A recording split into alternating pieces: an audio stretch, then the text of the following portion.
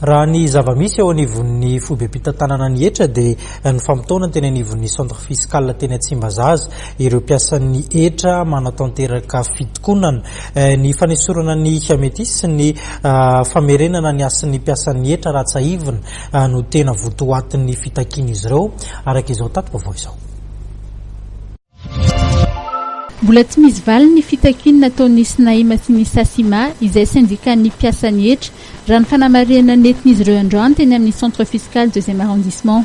Indrindra amin'izany moa zany dia ny fanesorana ny orinasa metisy amin'ny asa famoriketra ary ny faharoa dia ny famerenakasina ny asan'ny mpiasan'ny etra dia ao anatin'izany tsy fampidirana politika amin'ny asa fampidiran-ketra ary ny fanaovana fitaovana politika ny mpiasan'ny etra ho famokena ny mpifanandrana politika izany.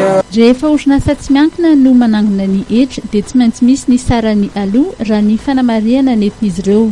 Raha 80,000 ariary ny droit de visa tokony ho aloha lasa 115,000 ariary raha tsy diso izay lasa tataovana n'ilay sara nomena n'ilay société privée. Hitantsika amin'izany zany fa miakatra ilay etra. Ny ministeran'ny filaminana anatiny sy ny ametisy raha tsy aivina no nanao ny fifanarahana. Nahoana moa ny ministèren'ny sécurité publique no mame asan'ny ministèren'ny finance et budget ana privé. Dika zany zany misy fandikana lalàna ngeza be mitranga ao anatin'izany. Misy ireo milaza fa lasa takalonaina ny mpandoa etra ary dia nitondra ny heviny ireo mpiasan'ny etra izay mitokony.